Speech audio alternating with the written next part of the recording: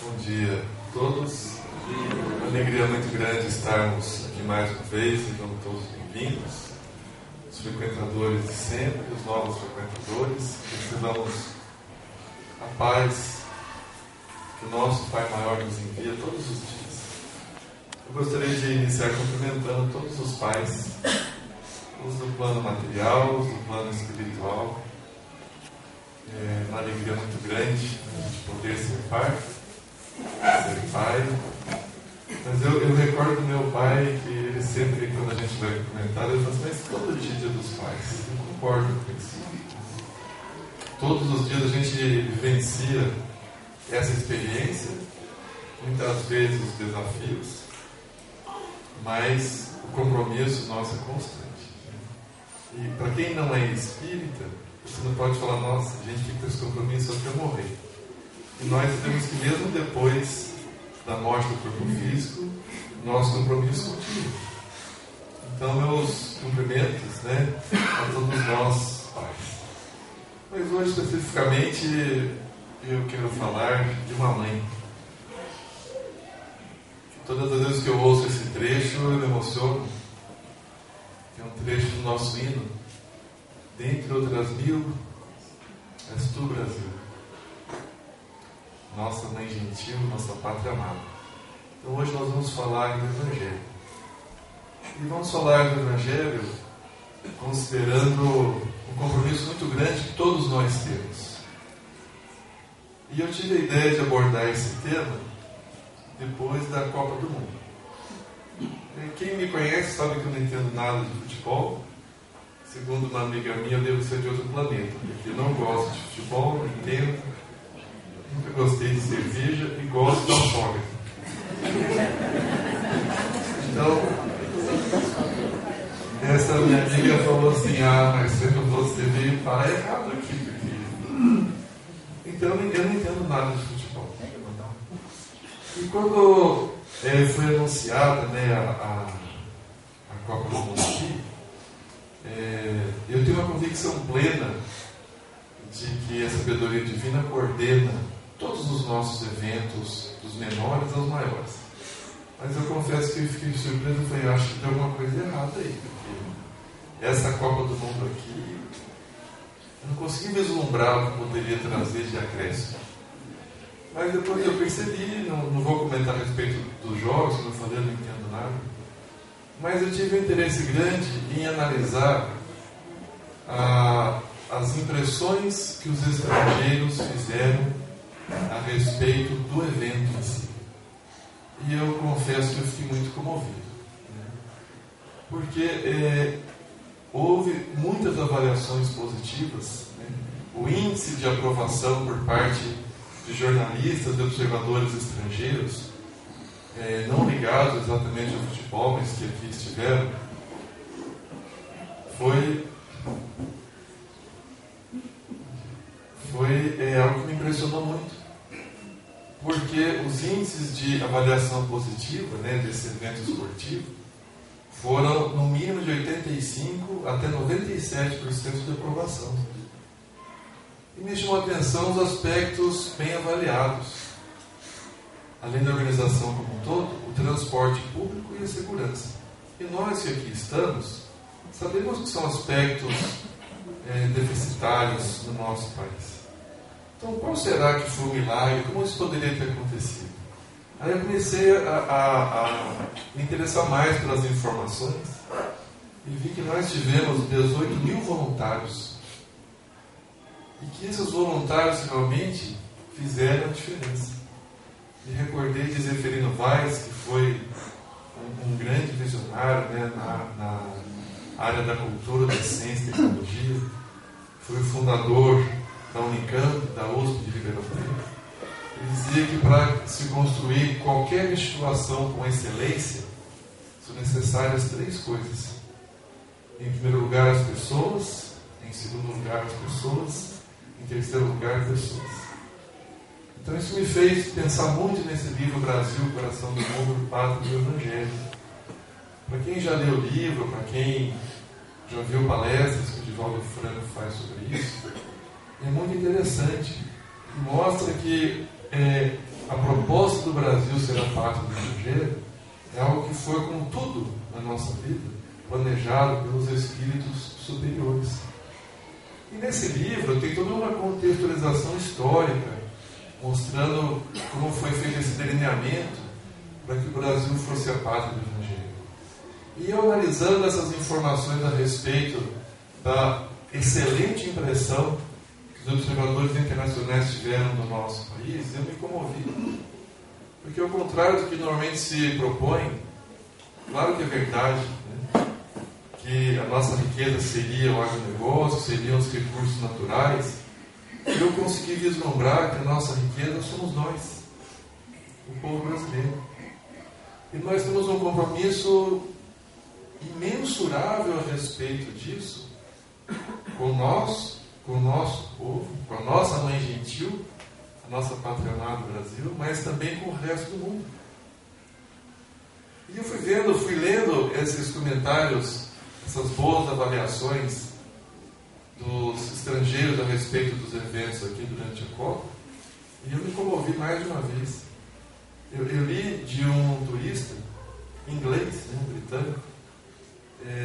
Todos sabem que é muito difícil você sensibilizar um britânico, né? Eles têm uma formação muito formal, né? São muito educados, eles são muito formais. E eu vi ele emocionado, dizendo que ele precisou de atendimento médico e que o voluntário que estava, né, conduzindo as atividades no setor em que ele se encontrava assistindo um dos jogos, e ele se sentiu mal, e o voluntário não deu o endereço do hospital para ele. O voluntário foi com ele no hospital, aguardou atendimento, auxiliou na interpretação do diagnóstico, fazendo a tradução para o médico, depois foi comprar a medicação, acompanhou de novo ao hotel, e no dia seguinte ligou no quarto perguntando se ele estava melhor. E era algo passageiro, ele estava melhor. E esse estrangeiro se emocionou e disse: é da minha família, eu não sei se alguém faria isso com tanta dedicação. E quem foi esse voluntário? Quando eu vi isso, me recordei na hora da parábola do bom samaritano. E quando foi questionado então a Jesus, né, qual é o maior mandamento? Amarás o Senhor teu Deus acima de todas as coisas, é o próximo como a ti mesmo. E quem é meu próximo? E Jesus conta aquela parábola do bom samaritano, que todos se recordam, mas me chama a atenção porque quem entendeu aquele homem que havia sido surpreendido pelos ladrões, que havia sido ferido, que estava machucado à beira do caminho, não foi o religioso, não foi o levita, mas foi um samaritano que à época era considerado uma pessoa que não tinha muito conhecimento ou vivência dos postulados religiosos, mas foi então esse bom samaritano que acolheu aquele indivíduo que estava precisando de cuidados. Então eu me recordei dessa passagem e fiquei vislumbrando como realmente essa proposta de considerar, né, o nosso próximo como próximo é algo que está inculcado em nós. Outra coisa que me comoveu, né, que vi os turistas, né, os jornalistas analisando, foi que ficaram assim, altamente surpreendidos de que ao fim do dia, no fim da tarde, antes do anoitecer, quando eu estava então vislumbrando, né, a nossa orla marítima maravilhosa, em várias cidades, nós brasileiros, né, aplaudindo o pôr do sol. E os turistas ficaram surpresos com isso, que as pessoas se reuniam, faziam um breve instante de silêncio, né, quando o sol estava se pondo, e então aplaudiam isso, né, num ato de veneração à vida, de reconhecimento à magnitude da natureza, a grande bênção que é para todos nós podermos desfrutar desse contexto. E me lembrei também de uma outra citação de Jesus, quando ele fala: em tudo dai graças, porque de fato nós darmos graças pelo sol que nasce, pelo sol que se põe, pela flor que se abre, pelo vento que nos refrigera, tem os pássaros que cantam. Essa percepção de nós darmos graças às infinitas bênçãos que temos também é algo pertinente do ponto de vista de um povo evangelizado. Os estrangeiros me surpreenderam com a nossa alegria. Ele falou: o brasileiro é um povo que sorri. Ficaram surpresos com o fato de nós sermos carinhosos uns com os outros.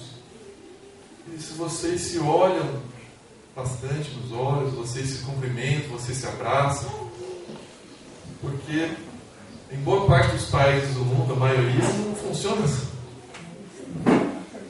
Então isso tudo me fez vislumbrar que o nosso compromisso em ser a pátria do Evangelho é algo que já está acontecendo e que vem nos exigir uma dedicação muito grande com tudo aquilo que nós fazemos, tudo aquilo que nós nos propomos. Porque de fato essa ocasião esportiva, que eu não tinha vislumbrado qual poderia ser a utilidade para nós, mas essa ocasião fez com que o mundo todo voltasse os olhos ao Brasil. E a nossa vivência durante esse evento, com essas análises e observações, então mostrou que de fato nós temos uma riqueza muito grande, que ultrapassa os limites de PIB, de exportações e importações, que é a riqueza do nosso povo. Nós que aqui estamos. Tem um aspecto assim, muito importante, né, que eu considero que nós temos perceber. É que nós precisamos ter ciência, precisamos dar valor para nós que estamos no nosso país.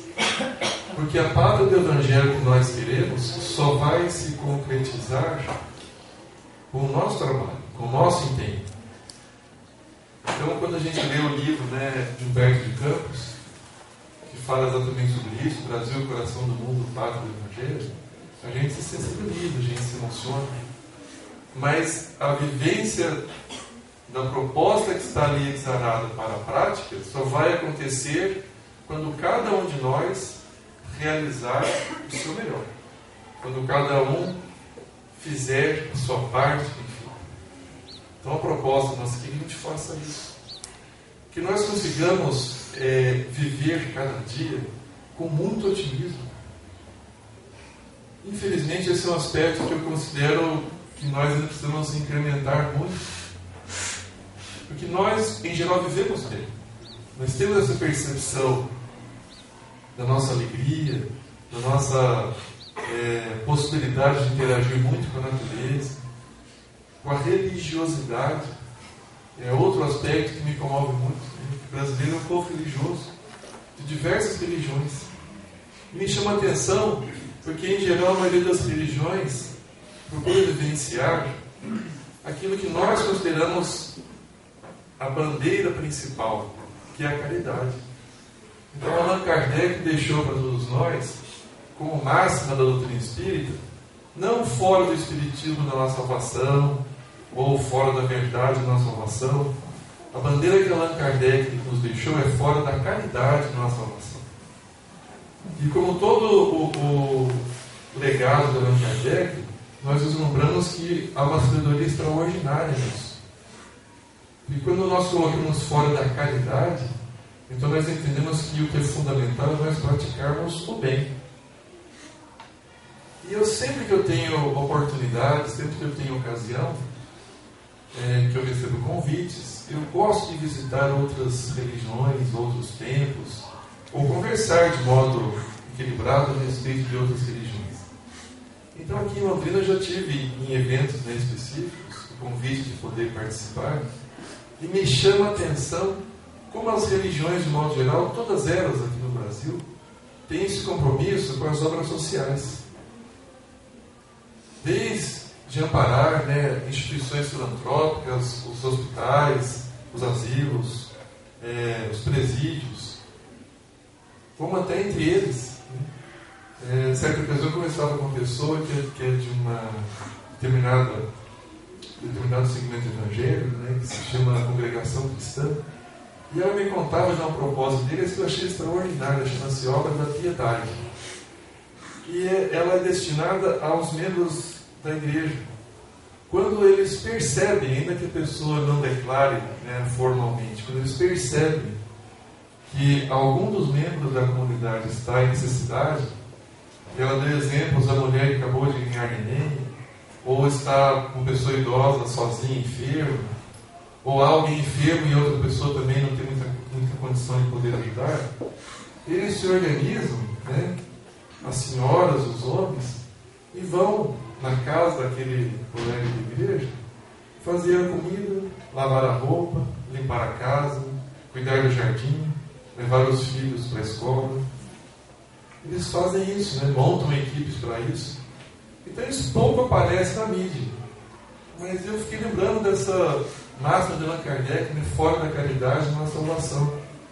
Então eu tive a oportunidade de ir a trabalho de visitar alguns países. E também nesses outros países eu procuro visitar os templos religiosos, porque eu me interesso pelo assunto. E eu fiquei com uma impressão muito forte de que essa vivência da caridade nas diversas religiões é algo muito específico, muito forte, muito bem trabalhado aqui no Brasil. E isso faz todo sentido, tem toda a coerência dessa proposta, né, que nós sabemos que o mundo espiritual traçou para nós, de nós sermos a pátria do Evangelho. Não só a pátria dessa daquela religião, mas a pátria da vivência dos postulados cristãos, da solidariedade, da bondade, da humildade. E pensando também ainda nessa análise, né, que me veio à tona com essas avaliações tão impressionantes sobre a Copa do Mundo, me lembrei também do Sermão da Montanha. Quando fala, bem-aventurados os mansos e pacíficos, porque herdarão a terra. E nós, em geral, somos considerados um povo que vive na mansuetude, um povo mais pacífico. Para os materialistas, às vezes isso pode parecer passividade. Ainda que fosse isso, passividade. Porque nós temos o conhecimento da vida espiritual, muito melhor padecer uma agressão do que nós causarmos uma agressão. Então, o fato de nós sermos um povo pacífico é o que nós temos que nos orgulhar. Certa ocasião eu conversava também com uma colega de trabalho na Alemanha, e ela dizendo que eles têm uma admiração muito grande, porque nós brasileiros somos um dos únicos povos, um dos poucos povos, que não dizimou sistematicamente todos os índios, que é o que a maioria dos países fez. Claro que nós temos conflitos, situações a resolver, que não é algo ideal. Aliás, o nosso mundo é bastante primitivo do ponto da escala evolutiva espiritual, mas é interessante essa observação que uma colega estrangeira fez. Nós não dizimamos sistematicamente os índios, estamos procurando formas de tentar interagir com aqueles que se encontram aqui. E falando com outro colega também, que me chamou a atenção para um aspecto que eu nunca tinha me dado conta, que nós somos também um dos raríssimos países que fez a transição de um regime militar, que é a ditadura, para uma democracia, de modo, se considerarmos a grandeza, né, territorial do nosso país, relativamente pacífico. Então eu lembrei, bem-aventurados os mansos e pacíficos, porque herdarão a terra. Estava nas bem-aventuranças, né, do Sermão da Montanha, e esse herdar a terra que nós sabemos, essa terra prometida, é a nossa própria terra. Se nós nos conduzirmos assim, com mansuetude e com paz, nós conquistaremos o galardão de seguirmos reencarnando aqui, à medida que o nosso tão querido planeta siga a sua evolução moral, que já está acontecendo. É só nós termos olhos de ver. Mas para que isso siga acontecendo, cada um de nós que aqui está, todas as pessoas que a gente convive, nós precisamos ser os carreadores, os pilares de sustentação de uma proposta muito otimista. Porque uma verdadeira ingenuidade ou até cegueira, nós temos a ilusão de que vamos ver transformações extraordinárias no curso de 5, 10, 15 anos.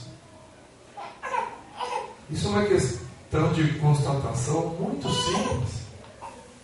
Quantas vezes a gente tem na nossa casa uma torneira vazando, e uma torneira vazando fica ali 5, 6, 10 dias, às vezes um mês. Uma luz queimada no corredor, aquela planta do jardim precisando ser atendida, aquele riscadinho do nosso carro que vai ficando por bastante tempo. São coisas tão simples que depende basicamente de uma pessoa se organizar. Muitas vezes aquilo passa um tempo enorme. É uma grande bobagem, uma grande falta de percepção básica da vida. Nós ansiarmos por grandes transformações de um país no curso de 5, 10, 15 anos. Quando a gente planta uma couve, a gente sabe que daqui 20, 30 dias a gente vai colher a couve. Mas quando a gente, bem que hoje em dia, né, com os enxertos, o melhoramento genético, né, mesmo as árvores que demoravam muito tempo, já conseguem produção, né, de frutos em prazo mais curto. Mas quando a gente planta uma árvore esperando a sombra, se eu planto um jequitibá, se eu planto uma araucária, eu preciso ter a noção de que eu vou colher a sombra, de que eu vou me beneficiar das castanhas depois de 30, 40 anos.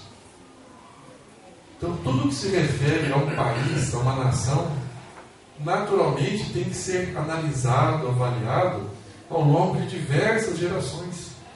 Só que se nós não fizermos a nossa parte agora, o próximo passo, a próxima geração, os próximos que virão, não irão colher aquilo que nós estamos colhendo agora. Então, o nosso compromisso com o Evangelho é muito grande.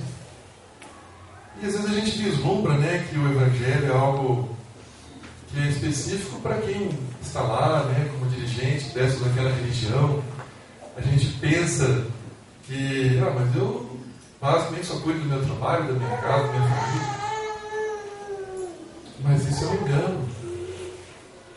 Porque a base de tudo neste mundo, na humanidade, no nosso país, são as pessoas, somos nós.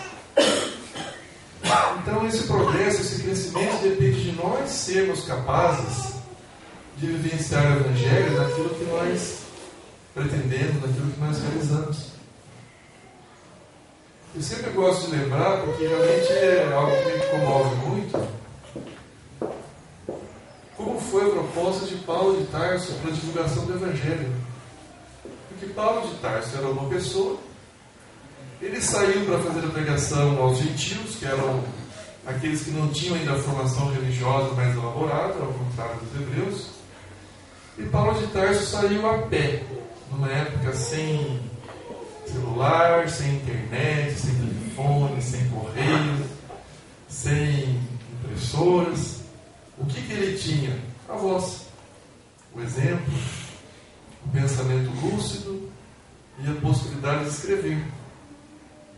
E historiadores, religiosos ou não, consideram que todo o Ocidente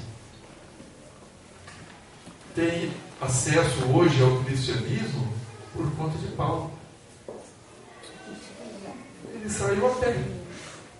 Então vejam que uma pessoa fazendo bem a sua tarefa modifica o contexto da história.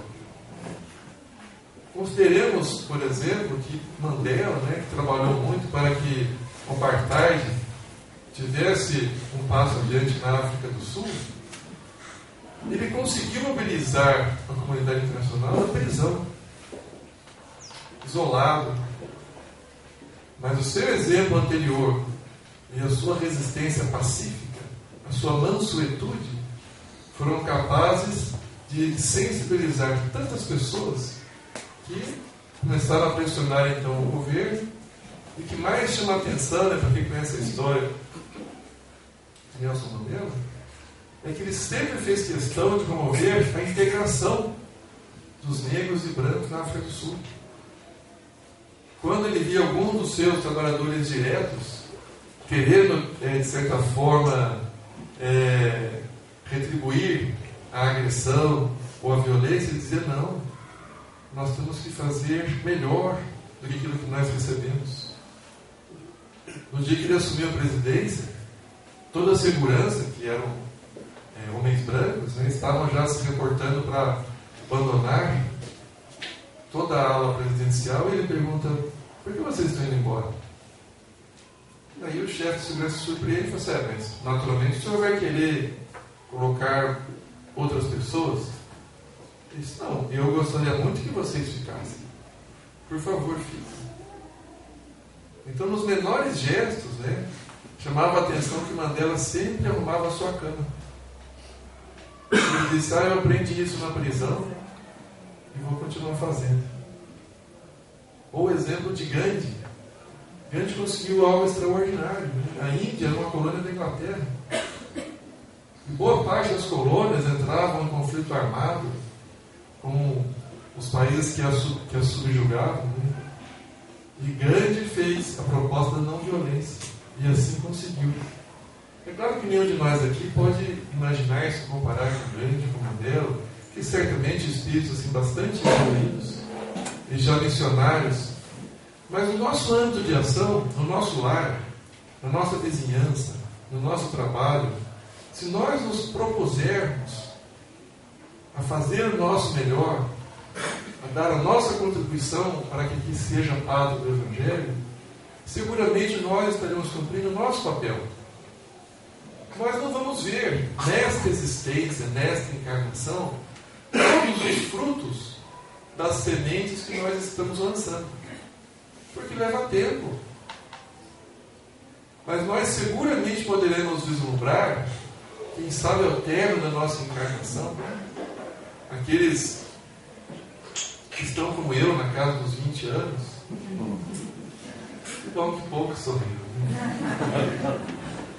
Talvez ainda dê para tapear mais um pouco. Todos nós que estamos, eu já estou perto da metade da encarnação, possivelmente, né, se seguir o curso natural do organismo, aqueles que estão começando, seguramente nós iremos vislumbrar, em torno de 20, 30 anos, alguma mudança. Mas na parte espiritual, ou na nossa próxima existência, seguramente iremos vislumbrar mais avanço, mais progresso. Allan Kardec colocou no Livro dos Espíritos, né, muito interessante, o progresso é uma lei de Deus. Então, por isso eu gostaria de voltar ao que eu estava mencionando uns minutos atrás, um aspecto que considero que nós, brasileiros, precisamos muito aperfeiçoar, que é o otimismo. Nós precisamos ser otimistas. O otimismo é uma virtude inerente, característica dos espíritos evoluídos. Também me recordo de Jesus, naquela ocasião em que ele e os apóstolos, né, faziam uma caminhada numa região mais árida, e havia um cão, cadáver de um cão, né, em apodrecimento, à margem do caminho. E aí todos os apóstolos que acompanhavam Jesus fizeram comentários como nós faríamos. Então, reportou o odor desagradável. Outro é o aspecto repugnante daquela carcaça de decomposição. Outro reclamou que deveria haver alguém que retirasse os cadáveres do caminho. E todos foram fazendo comentários desairosos, né? Que é o que nós fazemos. Jesus silenciou, esperou, e quando estavam bem próximos, ele olhou e disse: mas que belos dentes tinha esse animal. O otimismo também a gente vê nos grandes trabalhadores, né? Naqueles seguidores intimoratos do Evangelho. E Paulo é um exemplo também que eu trago mais uma vez, extraordinário. Paulo fez as suas grandes viagens, né? Foram 4 grandes viagens a pé. E ele tinha tanto vigor, tanta disposição, tanto otimismo, que ninguém aguentava o seu pique. Ninguém aguentava fazer tanto quanto ele. Então houve um revezamento. Nas primeiras viagens, Barnabé foi seu companheiro, em outras Silas, em outras Lucas, em outras Timóteo, em outras João, e assim por diante. Em certa ocasião estava ele e Barnabé, que foi um dos mais valorosos, um dos que mais conseguiu acompanhar, né, aquela resistência inquebrantável de Paulo de Tarso. E eles dormiam ao relento. Eles saíam para as caminhadas com pouquíssimas provisões, colhiam frutas silvestres, às vezes conseguiam algum peixe, e iam ao relento dormir. Em uma ocasião encontraram então uma pequena caverna e se refugiaram nessa caverna. Estenderam ali então sua manta de couro e estavam comentando a respeito do tesouro que era o Evangelho, as lições do Cristo e assim por diante. Quando, inopinadamente, dois malfeitores, munidos de uma faca, eles adentraram e pediram todas as provisões e falaram: uma bolsa ou uma vida. Eles tinham algumas moedas na bolsa de couro sob a túnica. Barnabé ficou um pouco indeciso e Paulo, sorrindo, disse: entregue a ele nossas moedas. Pediram, eles tinham alguns pedaços de bolo, pegaram os bolos, pegaram as capas de couro com as quais eles se cobriam. E aí, quando estavam saindo, um falou assim: mas que tesouro que vocês falavam? E aí Paulo pega os pergaminhos onde estavam anotadas as lições de Jesus e entrega para ele, no escuro, só viram que era um pergaminho. E aí o ladrão pergunta assim: mas isso é um tesouro? E aí Paulo diz: aquele que seguir o que está aí indicado encontrará o maior tesouro da terra. E os ladrões ficam deslumbrados e saem afoitos, procurando um local com mais luz, e deixam então Paulo e Barnabé sem nenhuma provisão. Aí Barnabé fica profundamente desolado e faz o que muitos de nós faríamos, Puxa vida, mas a gente está pregando o Evangelho, a gente está fazendo bem, ainda acontece isso. Quantas vezes nós, quando temos um pneu furado, quando temos uma intercorrência qualquer, dizendo assim: nossa, mas olha, eu vou no centro, tomo passe, não me furo o pneu. É uma infantilidade nossa, Eu digo nossa porque eu também já fiz isso várias vezes, mas é uma infantilidade. O nosso grande propósito, nosso grande compromisso aqui é moral, espiritual. As intercorrências materiais fazem parte do contexto. Mas aí, como é que Paulo reagiu frente à desolação de Barnabé? Paulo estava felicíssimo. E Barnabé ficou inconformado. Barnabé começou assim: Paulo, nós perdemos nossas poucas moedas. E Paulo: mas Barnabé, é um valor tão pequeno. E nós trabalhamos, porque para quem não se recorda, Paulo sempre fez questão, durante sua missão no cristianismo, de exercer o ofício de tecelão. Ele chegava nas cidades, alugava um tear, e Paulo sempre trabalhou. Barnabé como auxiliar de pedreiro, como oleiro. Então Paulo disse: Barnabé, nós temos saúde, essas poucas moedas nós vamos recuperar em poucos dias. E o que são poucas moedas perante a riqueza imensurável que nós temos no coração com as lições de Jesus? Mas Barnabé estava muito inconformado. Mas Paulo, levaram até os nossos bolos. Ora, Barnabé, nós temos que nos ocupar com o alimento da alma. Os alimentos da matéria nós conseguimos facilmente com algumas frutas, um mel. Isso não nos fará falta alguma. O alimento que nós realmente necessitamos, o alimento da alma, nós já temos do Cristo. E Barnabé não se deu por vencido. Falou: Paulo, mas e nossas capas? Aí Paulo sai da caverna, estende os braços para o céu e diz assim: mas haverá manto mais maravilhoso do que esse que o Pai nos dá? Aí Barnabé viu que estava difícil. Aí ele tentou apelar, Mas Paulo, levaram nossas anotações do Evangelho. Aí Paulo então abre seu melhor sorriso e fala assim: Barnabé, quem será mais necessitado das lições do Cristo? nós que vivenciamos isso dentro do nosso coração, dos nossos atos, ou dois irmãos desencaminhados no crime, eles precisam mais das anotações. Aí Barnabé disse assim, tem razão, ele tem toda a razão.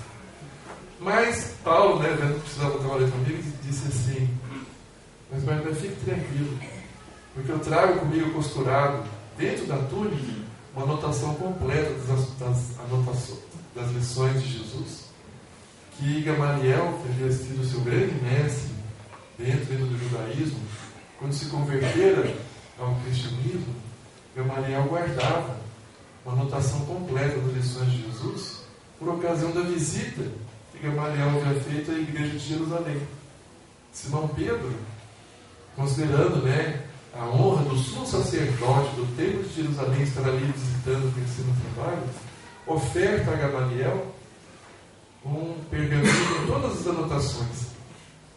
E depois Gamaliel, ele se converte ao cristianismo, mas ele mesmo considera que já estava muito velho, ao quebrado, e falou, não vejo utilidade de criar tamanho escândalo. Ele se recolhe no deserto de Palmira e fica ali meditando, analisando o Evangelho.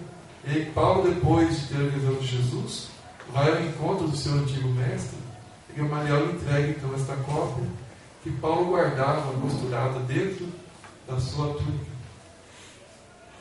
Aí Barnabé vê que eles ainda tinham uma anotação completa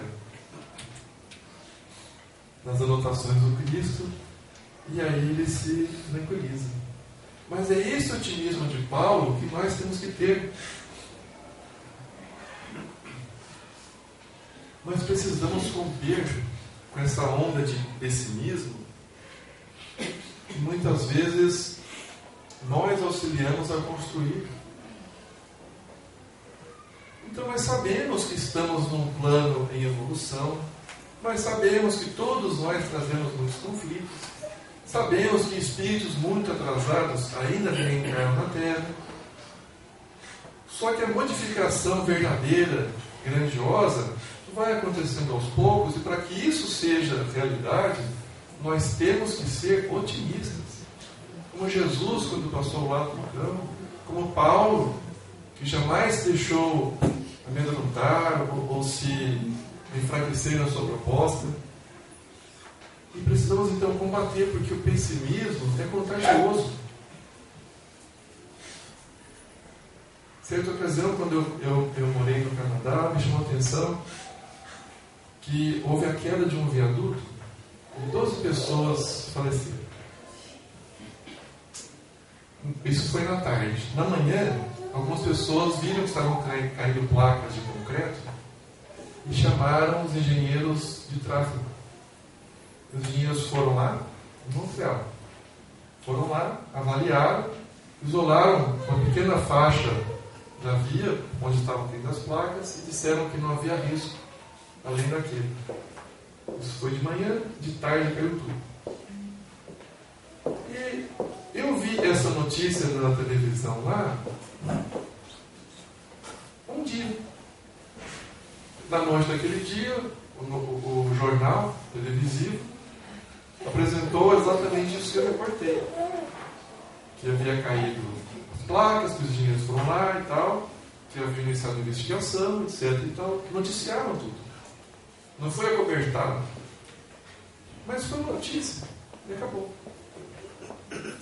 Seguiu a investigação, procuraram os responsáveis e assim por diante.